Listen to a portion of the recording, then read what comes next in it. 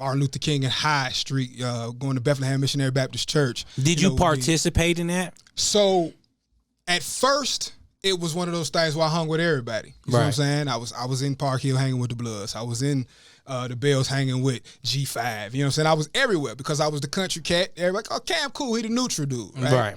And so it was always that. But as I got older and they got older and shit started getting real, you know. Yeah. It started with the high school stuff. And then it started getting to where it's like, okay, now cats is getting older. Now these beefs is really turning into some real drama. Right. The high school gangs is, you know, these niggas is really starting to go join real Crips and Blood factions and shit. Right. You know, shit's getting real. And so it was like, nah, bro, you gotta pick a side. So you can't just be, you can't kick it with him and then kick it with us. Like, we Trey. That's CMG. You know, so you can't do that, right? Right. For me, it's like, but bro, where I'm from, we don't do. So gangs. You would say you from Jackson, Mississippi? Nah, I would say, so for the longest time when I was a child, right, I had this, I would have identity crisis, and it was because I have borderline personality disorder. Right. And so I always transitioned between both, right? I could never figure out, like, okay, am I from here or am I from here?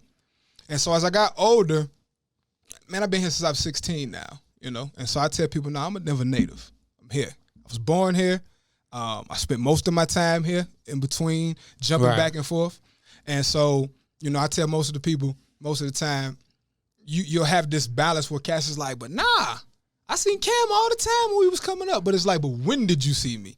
If you think about it, you see me during the summertime, free time, we jigging to play. But during the school year, what was I at? So I'm saying I was back down. And so now that I'm grown, I'm older, I'm here. Right. Jumping off the porch, you said you got to a point where you had to choose.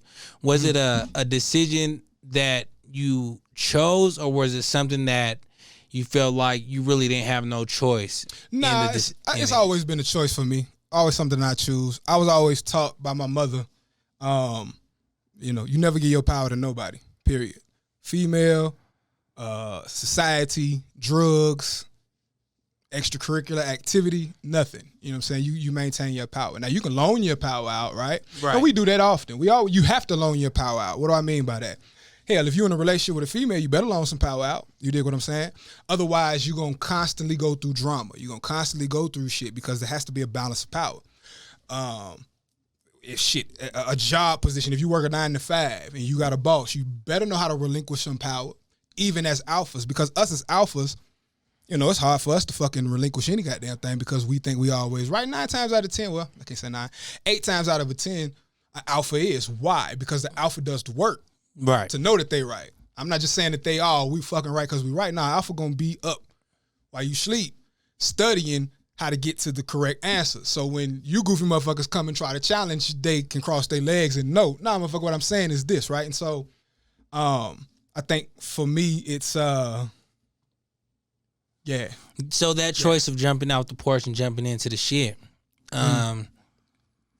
what would be as the man you are now, speaking on where you at now and then, what would be the biggest gem that you would tell your younger self about that decision? Yeah.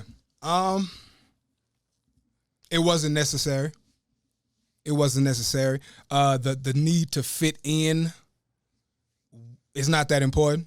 And ultimately is going to put you in a position to where you almost lost your life. You dig what I'm saying? And so that decision of becoming a gang member, of starting a Crip, ultimately, probably 11 months in almost cost me my life because I ran across some older real bloods that wasn't playing those high school games that we was on at the time. Right. And so it got real. And I don't even know how I got out of this situation.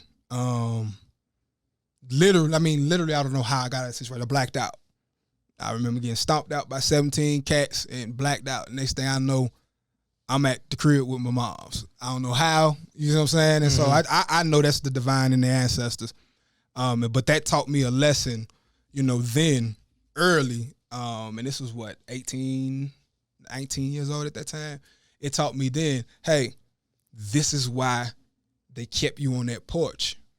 but they allowed you to see so much, but not get involved in it because you ain't built for that.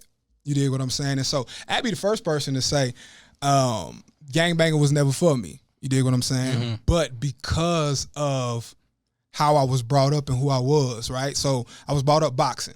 That's the name Baux. I just changed it to, BAUX for musical purposes. But I grew up boxing.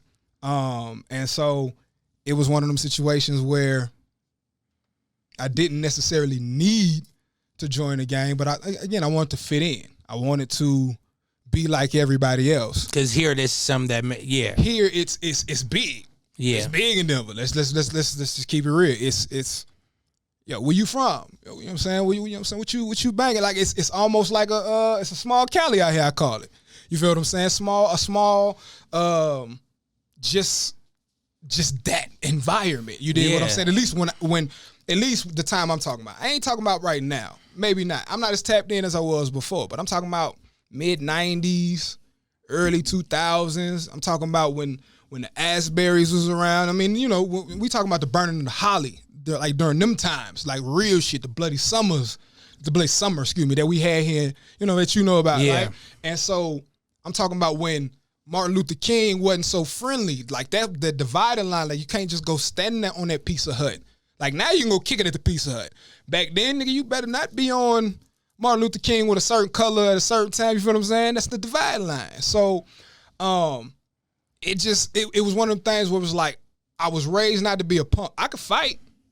I'm gonna get with you, but I wasn't doing what my cousins was doing. Like they was taught to fight, but they also taught to shoot them pistols. They also was taught to, X, Y, and Z. Yeah, I taught to carry a pistol and all that, but to take care of myself as a man, that I'm kind of like your Kendrick, good kid, mad city type. And so, but I said, "Nah, fuck that. I'm jumping in the lion's den," and I jumped out and quickly found out this ain't for me.